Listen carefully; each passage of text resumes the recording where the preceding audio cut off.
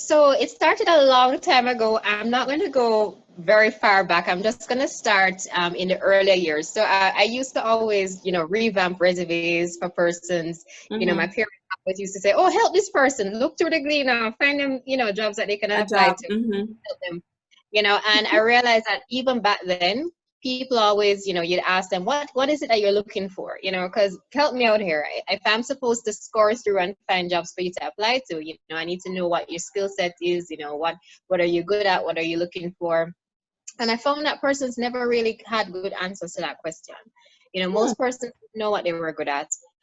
They didn't know what skills they had, what environments they wanted to work in. You had very few persons who kind of had a clear understanding of those things. That's number one.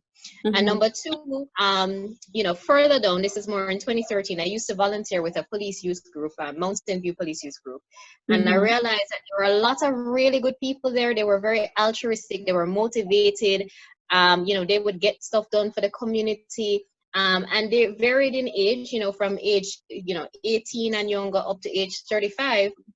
But I realized that unemployment was a huge issue in this population. And I just Mm-hmm. couldn't understand why these good people, who seem to be, willing to contribute and to work hard and to do things, and, why couldn't they find something, to do? Mm-hmm. Mm-hmm. And so I thought about trying to build an informal job network to connect those persons with opportunities with small businesses within my network. I found out that business owners were very willing a lot of times to take a chance and to bring in someone, train them on the entry level job that needed to be done. But then what I realized, the gap was not so much in the supply of labor or the demand, but the gap was really in the skills. So Mm-hmm. we're talking soft skills, we're talking about employability skills, things Mm-hmm. that some of us, depending on our background, may think are common sense in the workplace. Right. A lot of those persons were simply not exposed to. They were losing opportunities because they didn't have some of those basic skills. So we're talking about emotional intelligence, we're talking about communication skills, influencing skills, dealing with conflict. And so I started to delve a little bit both into how can a small business or a medium-sized business or a large business take someone that they don't know and Mm-hmm. figure out whether or not this person makes sense for the job as Mm-hmm. well as for maybe their culture, you know. Mm-hmm. And I Mm-hmm. also, other thing that I looked at was, okay, how do I help these persons identify what the gaps are that may be hindering them from accessing certain opportunities, and how do we bridge that gap? How do we help them get to a place where they can qualify for opportunities, and then even more where they can identify, okay, I can actually do something with my life. What am I good at? What can I invest some time in, to get to a space where I actually have a skill that I can leverage, that I can build on, I can get a career out of, I can have sustainable income earning opportunity. So, on both sides, you can see where it started to surface. But then when, this comes to, I think, one of the topics we want to talk about today, which is mindset, Mm-hmm. because things didn't start coming together really until 2016. I Right. was doing some informal stuff, mulling around till 2016, where a huge shift happened because my mindset changed. And instead of just trying to, you know, figure out, okay, let me do this, let me try that, I decided to, take it seriously and think of it as something that could actually be a business opportunity that could be huge and that could have a big impact outside of just the persons that I knew personally. And that mindset change came as a result of me, making some changes in my life personally, but also a huge thing was reading a book called Year of Yes by Shonda Rhimes. I don't know if you've Mm-hmm. ever read that book, but if you haven't, I encourage you to read it. And in Year of Yes, essentially, what she said was that she realized that she was turning down a lot of opportunities. She didn't really think about it. She just said, I don't need to go to that event. I don't need to do this. I don't need to do that. I'm doing all right. But when she opened up herself to those opportunities, like a life that she did not even imagine came her way, opportunities she didn't even consider came her way. And that's exactly what happened to me in 2016. So Danielle, you're hitting me with so many points. Before you even go further, there's so many points that you're hitting me with that I kind of want to hear a little bit more about. I mean, the problems that you set out to solve, or the problems that you are able to identify early on, are major, major, major, major problems, right? I think a lot of times we are fearful that some of the things that we come up with as solutions don't make sense. So tell us a little bit about how you moved from ideation, well, no, just identifying the problem, period, and coming up with the basis of what is now Interview JM. yes. Did you go through like some little formal process where you tried to do workshops? Like, what was that process like? Yeah, so that took years because it wasn't. So I started really focusing on this in 2016 and saying I Mm-hmm. wanted to drill down on a solution that was scalable, something that wouldn't just impact my immediate community. Right. But um, what I realized, I thought I had it figured out in by the end of 2016. So I thought 2017, what I was building and what I was working on was it. But I Mm-hmm. realized, and this is key for entrepreneurship, that, what I thought I knew then and what I know now, I mean, it has changed so much. Mm-hmm. So I have a much better understanding of the problem that I'm trying to solve now, and how to communicate what a solution could look like now than I did then. But at the time, I was so confident, and I think that just speaks to the fact that it's a continuous process. As an entrepreneur, you have to be open to continuously challenging your own assumptions. Understand that Mm-hmm. you are making assumptions when you've identified what you think is a problem for a group of Mm-hmm. people, and Mm-hmm. you've identified what you think is a solution. Understand that all of that is based on a number of assumptions. And Mm-hmm. you have to continuously challenge those assumptions if you want to really get to a place where, where you are closer to really, having a real solution that can really solve the problem. And so it was a process of me continuing to invest in conversations with persons in the communities that I wanted to work with, so HR professionals. We did a lot of, like we sponsored conferences in order to get in front of those people, did surveys, did a lot of phone calls asking persons if they're willing to spend half an hour with us having conversations, and did that Mm-hmm. over and over and over again, and Mm-hmm. got more information. I also independently researched a lot of companies who were solving either similar problems or who were otherwise just in the HR tech space, because sometimes we assume that, the solutions we come up with or the problem that we're trying to solve is something that's so unique. Mm-hmm. But when you delve into it and you research, you realize that there's really a lot out there. And so that's one of the things I spent a lot of time doing, understanding what is it that others are doing to solve this problem. And that saved me time, because by speaking to those founders, I would actually reach out to some of those company owners via LinkedIn or via their contact page, and we'd have conversations about what they're trying to achieve and how, what is their thought process and what are some of the things they have learned over their journey, what are the challenges that they're having. And they were very willing to share, and we would swap stories and we'd learn from each other.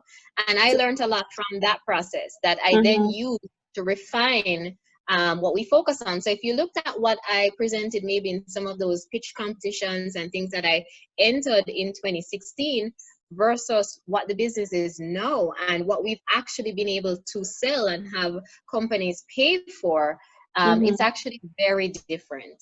And so, to answer your question, it's really a continuous process of connecting with the people that you're trying to benefit, and Mm-hmm. continuously working to refine your understanding. The other point that I would make on that is, I think sometimes we start off we start off with a very large or very wide scope. And Mm-hmm. I've learned, and I've heard from other founders as well, that it makes sense to drill down and try and get very specific. Because if you try to do too much and you try to be too wide, and I think it comes natural sometimes when you're trying to solve a big problem, Yes, that you the go wide. is you You go go very into. wide. Mm-hmm. Yeah, but what I realized with that is that sometimes you will miss a lot and you won't really get the solution that's going to really make sense. That's going to really get people to pay attention because you're trying to do way too much. It's confusing, it's complex. You likely don't have the money to build out everything to start, and so you just never progress. And so it makes sense to really drill down and get focused. All right, so drilling down into one of the things that you said, we have a question here that came in on your question. So we have somebody called Jane who asked, how instrumental was networking in the early stages of starting the interview, JM? And I want you to just give me that in like a 1 minute, because I feel like you've shared, you're like, oh, you know, I was able to call so and so and pick up the phone for so and so, and you know, they were able to have conversations with me. But the fact is that a lot of people are terrified, absolutely terrified of cold calling. There is a known fact that public speaking is one of the most feared things in the world, more feared than death. But here you are talking about all of these conversations that you're able to have with all of these people. So how important was networking, one, and what's one quick tip of, you know, getting on that phone or walking up to that person who perhaps you think doesn't have the time of day for you? How, you know, how did you handle that? All right, before I answer that question, I'm going to switch over to the better device. So just give me half a second. All right, no problem. Danielle? Yes, my apologies. We're going to stick with what works, even if it's not the most convenient. So I don't know why my laptop, Zoom is just kicking me out on the laptop. So we're gonna keep it on the mobile. That's fine. We're gonna stick with this, no problem. Stick with it. All right. So you know, you asked me about networking. And I don't know if you heard when I was saying to you that it's not the most natural thing for me because I tend to be an introvert, sorry. So I can do presentations very well. I can do intimate or, you know, small group conversations very well. And pitches, I can prepare and pitch, and in that time frame and in that zone where I'm mentally prepared, I know exactly what I want to accomplish. I may seem like an extrovert. However, I do need to kind of step back and recharge and be out of the social space for a little while, and that's where I'm actually most comfortable. So I am by nature an introvert. I would say I'm an introverted extrovert, right? Oh, sorry, extroverted introvert, right? But essentially what I realized a mix of the two, right? But what I found works for me is that how I look at networking is that it's supposed to be mutually beneficial. So when I meet someone, I try to ask them questions, get them talking so I can learn about them. And what I'm listening for is something that connects with me, either something that we have in common or someone else that I know has in common, and how I could perhaps going forward collaborate with that person. And it doesn't always have to be business. So sometimes I realize that person has an interest in something, and then naturally, you know, over a course of time, I'll associate them with that thing. And what I try to do to stay connected is, you know, if I see something that may be of interest to them, an article or something that may be helpful to them, then I will automatically just share it with them. Or if I know someone while they're speaking, I can think of someone who might have similar interests where they could collaborate with or something like that, then I will go ahead and just make that connection. And that's so small talk comes hard for me, you know. It's not natural for me to do small talk, and it's awkward for me. So I focus on helping.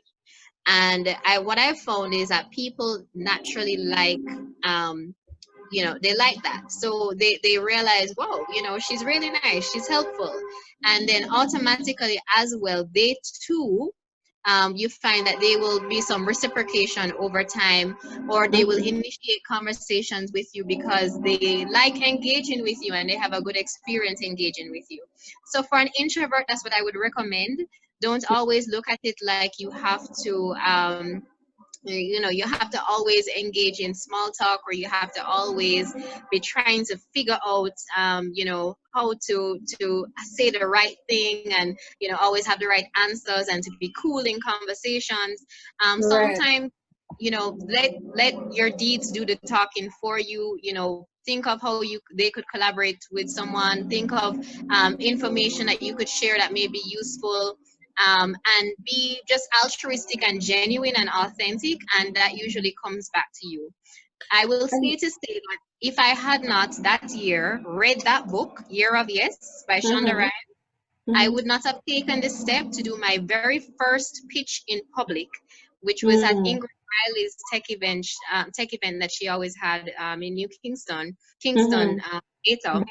I did Right. my first pitch there, and by virtue of doing my first pitch, I met my first developer that I ever worked with, because he decided that he was going to ask questions. If I didn't step out and do that, Mm-hmm. then I would never have met him, and that would have hindered and or delayed probably my growth, my business's growth, and the platform's growth, because Mm-hmm. like he was pretty instrumental in the early days in terms of really helping me think through how this is going to work as a software platform. So So So I love you've been raising points, Danielle. This is supposed to be a 30-minute conversation, and at the rate that we're going, it can be far more than that. I took out from what you just said, preparation, offering long-term help. I think that's a big deal, because I think a lot of people don't enter networking or relationships with the idea of giving to the other person. It's always, what can I get from that individual that I've been engaging with? And I really like that. But a part of the process of networking is idea sharing. yes, You went up on a stage and you spoke about something in some amount of detail in order for people to get interested yes, about an idea that you have had. And if it is one thing that people sometimes are afraid of, especially in the entrepreneurial space, it's sharing ideas. You'll hear, oh, no, I don't want them to steal my idea, or I don't want this, or I don't want that. Was that a fear for you? And how were you able to overcome it? If it was a fear. And if it's not a fear, then why do you feel like it's not a big deal while everybody else feels that way? yeah. So in the very early stages, that was a fear, because I was new to tech entrepreneurship, especially at the time. Mm-hmm. And so that was something I thought through. But over time, by speaking with others, what I learned is that really you have nothing to fear. I'm not going to say it has never happened, but there are Mm-hmm. 2 points that I think are important when you think about this. Number one, or maybe 3 points, but number one, Mm-hmm. when you're sharing your idea, you're not sharing your secret sauce. And if your idea is so simple that you can't give a pitch or talk to somebody for 2 minutes without sharing your secret sauce, then that means your idea is too simple. And if your Mm-hmm. idea is so simple, then you have to wonder, why hasn't it ever been done? so Hmm. my Maybe so that's a that's the warning sign, right? yeah, that's the first thing. If you're afraid of having a conversation with someone because your idea is so simple that by the time you talk to them about the problem that you're trying to solve and what you're looking at doing, then everything is out, then your idea is way too simple. You really probably need to rethink that. There has to be layers to it, uniqueness, complexities, for it to be something that's different, that's new, that's going to take off. I mean, so I would say, first of all, think about that. That number two, I would say, is, yeah, okay, by holding it to your chest, maybe nobody else will hear about it, but what's the point? The idea is more. Don't think about the idea. Think about the execution. That's really what's going to separate you from anyone else, because ideas are a million, a Yeah, million a there's minute. there's never a new idea, right? Exactly. It's the execution that separates you from someone else, because you Right. might have two similar ideas but two different approaches. And there, you can even break this down further, number one, because um, as it relates to getting it done, the refinement is going to come by speaking with persons, by getting perspectives. And if you don't get those perspectives and you don't get that refinement, then likely you're not actually going to be successful. You can't Right. be successful without engaging with the audience, right? Mm-hmm. And remember, you have a reason why you have taken this up. Entrepreneurship is hard. This is going to take years. You're going to have to pivot and change. You're going to have to invest time, resources. You might lose money.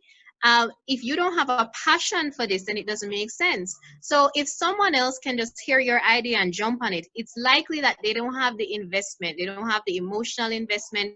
They don't have the passion for it like you do. So even if they decided that they were going to, do a thing, oh, that sounds good, I'm going to jump on it. Will they really have the type of wherewithal, the stick-to-itiveness, as you could say, that you would have to really get it done long-term or medium to long-term? Because at the end of the day, you're driven by something else that's different from just somebody randomly hearing an idea that sounds good. So I would say those 3 points. In response, I think you lose more by or you risk more by not engaging with others, not trying to flesh it out, not getting those perspectives and those learnings than you do by actually sharing. No, again, you don't share your secret sauce. Don't get into all the nitty-gritty details. It's not necessary. Number one. And number two, also, like I said, try and have conversations with people that it makes sense to have those conversations with.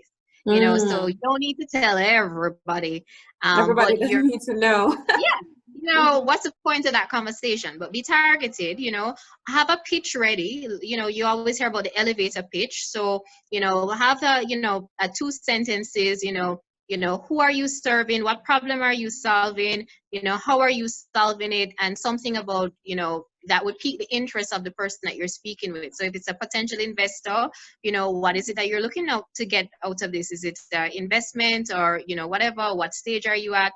Or maybe if it's a potential user, what's the impact of solving the problem that you're solving for them? If you include those 4 or so things, you can have a nice 1 or 2 sentences that you can share with someone to start the conversation. But you wouldn't be having this conversation unless there's a reason, Right. So and there's interest to build on, and there's right? interest, So that's what I would say about that.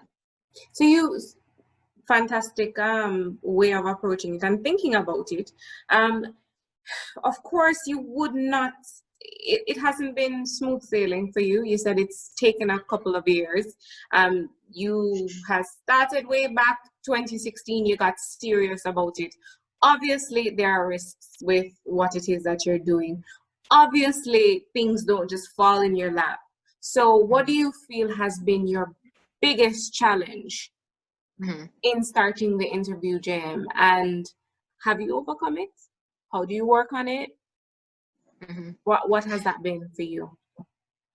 So I think, so just speaking about business challenges, this is not my first rodeo, by the way. Okay, you started other businesses? I've had other businesses, including a lounge, which, if you know, any restaurant lounge type business is a capital intensive business. Very much so. And so, I've had businesses crash and burn in the past. And so I've learned from that. And thankfully, I brought that experience into this, but I still had problems. And I think one of the biggest challenges for me was you didn't do sufficient. You see that whole conversation we're talking about, the networking, speaking to persons, the refinement. I was a little timid at first when I first got started, so I didn't take the time to speak to as many persons as I probably should have very, very early. And I had this big idea, and it took me at least 2 years to really drill down. And when I think about it now, I was like, oh my gosh, I could have been doing what I'm doing now had I known what I know now. Right. And it shouldn't have taken me that long. So what I would say is get out there. One of the things that helped me exponentially, and this is going to sound very silly when you hear it, but I was using the people around me. So I always wanted a mentor. I was like, if I have a business mentor, they could help me make decisions, and I'd probably help, make better decisions if I'm able to leverage their expertise. And I'm looking at all these people that I'm seeing online, these popular business persons, and wow, I just want to get close to and get to know some of these persons and probably Mm-hmm. get, one of them to be a mentor for me in my business. And, Right. I was looking out there and I wasn't looking at the people around me. And I wasn't necessarily reaching out to make the connection and to ask them, because I just assumed that maybe they don't have time for me, maybe, the things that we do to devalue ourselves sometimes. And it's Mm-hmm. subconscious, but it's there, Mm-hmm. right? Mm-hmm. And eventually I just decided, you know what, I just need to get this done. And one of the best persons, I now have an 8-person advisory board made up 8. of eight Okay. Mm-hmm.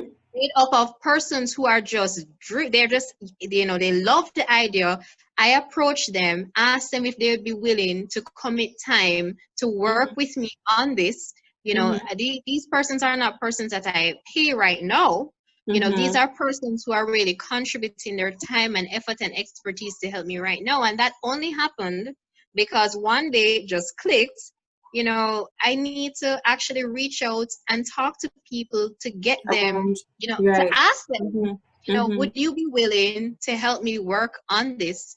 And obviously, with the expectation that we will obviously give back to those persons down the line. But they're right Right. now, they don't even want that. Right now, they just want to see this succeed because they're so excited about this. People that I never thought, would really contribute time. So sometimes it's about, so that I was my own stumbling block there. That's the biggest challenge I think that I had, where it took me too long to get to where I am right now. And that's because I was stopping myself. I wasn't having the conversations that I should have had a lot earlier. Mm-hmm. And bringing those people in, I thought, they wouldn't be interested in doing this. It was a difficult conversation to have. Nothing like that. Some of these persons were LinkedIn, connections. I found them on LinkedIn. And we started the conversation on LinkedIn. Then we started having phone conversations. Eventually, I invited them to participate, and they're on board. And they check in with me. We have meetings. So I think sometimes, get we need to get ourselves out of our own way. But Mm. again, it goes back to that whole thing about Mindset. communicating. Don't hold things to Mm-hmm. your chest. Don't hold your ideas to your chest. Mm-hmm. Communicate, reach out, make those connections, network, and get those mentors. Get persons who know more than you do. Get persons who are willing to have conversations with you and be blunt with you and critique what you're doing and really have transparent conversations. And I think it will make a world of a difference. It really has. It really has for me, I would say. So But yeah. no. Finish. I think you want to finish your thoughts. You can go ahead. Yeah, I was just gonna say, but sometimes we think funding is the biggest problem, and whenever someone asks that question about what's the biggest challenge that entrepreneurs face, we see funding ranked very Being high. up there, right? I would challenge that. Sometimes there's a lot that we can do before the money. Mm. And there's a lot that we could do to qualify ourselves and get ourselves in a better position to attract the money and the Mm-hmm. investment. And so I would encourage persons, don't just default to, I don't have the money. If I had the money, I could just build this out. I would say, take a closer look probably at what's going on. There may be other challenges that you have that could be solved by you to put you in a better position. But I know money is one of the things that rank high a lot of times when persons answer that question. Fortune, they say fortune favors the prepared, right? So you have to prepare yourself for that money that you're trying to attract and get. It's now 9 minutes to 6. We intend to wrap at 6 o'clock. There was a question here from Anonymous who asked, what advice would you give to a university graduate who struggles with self-doubt about being Mhm. ready to, well, this person is talking about applying to jobs in Mhm. their field of study. I think you shared Mhm. with us a really important point that would, to me, links back to mindset. You said not only holding things to your chest, but the things that you think about what you're able to achieve. So if you Mhm. were to give this graduate in 30 seconds, how would you address self-doubt? Mhm. Whether you're a university student, whether you're somebody thinking to start a business, Okay. negative All right. self-talk. So I can speak specifically. 30 seconds, really, Racheal? 30 Um, seconds. 30 all right. So seconds, first thing, Danielle. one of my advisors said to me, you know, because I was doing this and I didn't even realize the words I was using suggested to her I was devaluing myself and the opportunity. But essentially, she said, you know, we as Black women, and I don't think it applies to Black women alone, but you know, minorities of any sort, we need to have, you know, average white male confidence. And what that is if you look online and you watch those videos, or if you lived it overseas like I did for a few years, what you realize is that the typical white male will present sometimes the most average thing, you know, but they're super confident. Like when they go, they know they have something good. They're good. They're gonna get the money. They're gonna get the money. Right? Average white male confidence. And what she said is we need to have that, because a lot of times we don't even realize how good we are and how good Mm. the opportunity that we're presenting is. And we will subconsciously devalue ourselves and think we're not ready. But we need to kind of just, as you said, mindset. We need to just put ourselves in that role, you know, pretend like we have that confidence, like we have it, because a lot of times we really do. You've come all of this way. Mm-hmm. Is there anything that would you go through this journey again? What would you change throughout this journey? What would you want to have an opportunity to do over if you could? So again, it goes back to that mindset. You see, if I had the mindset that I started to develop in 2016 and that I have now, I would have been a lot more aggressive at Mm. communicating, networking, reaching out for opportunities, and really putting in the work to refine my understanding of the industry, the problem, connecting with the stakeholders, etc., from a lot earlier. And I would be further ahead than I am right now, I would say. And so I think that's the biggest thing. Don't hold your ideas to your chest. Don't try to be a one-man show. Really reach out, connect, network with others, communicate, and don't limit yourself to Jamaica only. If you're focusing on an area that you know is limited in exposure here, and you feel that maybe we don't have a lot of experts here, or the solution isn't here, and you know the problem, you know, some problem development needs to happen and you need to learn Mm-hmm. more about the space, feel free to connect. LinkedIn is one of the best resources we have. I've connected Right. with so many persons globally, Mm-hmm. you know, via LinkedIn. And generally, not everyone is going to respond positively and not everyone is going to speak with you. But generally, I found that persons are welcoming if you approach them in the right way, and you can make great connections. You can learn a lot that way. Obviously, Google as well is great Mm-hmm. for searching and just finding, you know, case studies or articles, research papers, etc., to drill down on topics. But learning is the key. I mean, the best thing that you can do is invest some time to really learn about the space that you're trying to work in, and get to know the people that you're trying to solve the problems for. Challenge the assumptions that you're making, because inevitably what you are doing, again, if you've identified a problem and if you've identified a supposed solution, you're making assumptions, and you need to continuously test those assumptions. And you can only get responses on that and kind of make progress on that by communicating with others in the space. All right, so I would say that's probably the top thing, that would have definitely made me progress even faster, to speak to more, just talk to more people and sooner. So challenge the assumptions, open yourself up to the Mm-hmm. realities, roll with passion. I have a little piece of paper here that I've been scribbling on so many profound thoughts and practical tips that have been shared here. Well, Danielle, you have shared a lot with us. I want you to leave us with a parting thought, and I'm going to give you a scenario. I am somebody struggling to start Mm-hmm. because I don't think my idea is good enough, or I feel like nobody would be interested.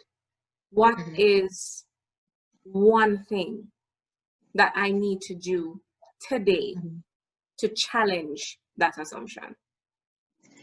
Get rid of the mindset that you have and get a more positive, elevated mindset, because at the end of the day, positivity and that confidence and that certainty that you have that what you're doing is valued and your contribution is valuable, like you can do this, is one of the biggest things that's going to attract opportunities to you, literally. Like I know we don't have the time, but I could have gone into examples of scenarios where literally once I've changed my mindset and how I approach a particular thing, I start to see the opportunities for collaboration, the opportunities for revenue generation, that, it just starts to flow. And so I would say the first thing is, if you're not sure about, something, then, drill down. Why am I doing this? There's a book called Start With Why by Simon Sinek. He's great. Look him up and watch some of his videos and read that book. But figure out what is the purpose of this? Why am I doing this? Figure out what's your skill. So what role do I want to play in bringing this forth? Talk to people so you can learn more about the industry, the problem, and the potential solutions, and then bring in the people, whether they're mentors or advisors or employees or whatever. Bring in the people that can support you to actually bring it to fruition. So, I would say those 4 things. And I think that answers both questions. Let me know, Racheal, if it answered the last question. Yeah, that's what I would say. And then some. Go ahead, finish your thought. Oh, no, that was it. So I would say those 4 things. I think if you do that, if you do those 4 things, then I believe that will make a world of a difference, and that's what's going to propel you, from where you are, which, if you had suggested, is the starting point. You just have an idea, to actually having something that's feasible, that makes sense. And when we think about businesses, we think about minimum viable products, right? So don't think about this big highfalutin why thing. Just try and get very focused. What can I do to solve a problem that I could present to someone, that I could show someone, so I could start to get that feedback, right? That I could start to tweak, that I could start to, so something that actually is a substitute for the solution. It doesn't have to be the technology. If you're in a tech environment, it could be a manual version of a tech process, a manual version. But what is it that I could do right now that could test my assumptions and test it with the actual people who would be using it to get their feedback? That I think is hugely impactful. And there's a lot of information on what an MVP is, or minimum viable product is, and how to do that.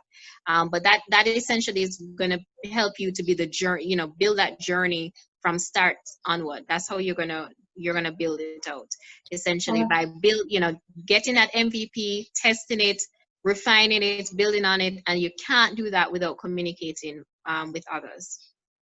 All right. Well, it all starts up here.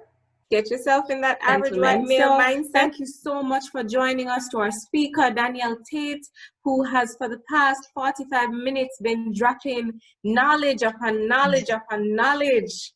You can't pay for this, ladies and gentlemen, and you got it for free, courtesy of TechPorts, who are trying to make technology and networking in the tech space within Jamaica and the Caribbean more accessible. It has been my pleasure. But before I go, let me tell you about what's coming up next. We have another session on October 27th, and that is focused on something that you guys may be going through right now. Are you doing tutorials day after day after day after day? If you are in tutorial purgatory or tutorial hell, then we want to help you to navigate the space. We know many of you are stuck at home right now, and you're all over the place with all of the things that you want to learn. So we want to keep you focused, like Danielle has said. So that is going to be Tuesday, October 27th, 2020, of course. And of course, you'll find that information on TechPorts, and we will be happy to share it right here on Start Social as well. You can follow all of the people here. You can follow TechPorts. That's Jody Simpson and her team at TechPorts, and they're on Facebook, Instagram, and LinkedIn and Twitter. Danielle, where can we find the interview, JM? So if you are a job seeker, you can follow us on Instagram at that's the number 1 word million interviews. So that's 1 million interviews. That's on Instagram. If you're an HR professional, you can find us at the Interview JM on Instagram, on Facebook, and at our website as well. We have the 1 million interviews website that's launching soon. And it's really a campaign that's going to help us to bring, connect mentors and information that helps to bridge the gap between university and employment. So you can check that out soon, but we'll announce when that website is live. Fantastic. We're excited about it. And of course, you can follow us at Start Social CBN. That's at Start Social CBN, which is short for Caribbean, where we are happy to bring you information about what's happening in the entrepreneurship space, regardless of the industry. So it has been a pleasure. My pleasure, especially. My name is Racheal Callaghan, and we have come to an end. Thank you guys for joining.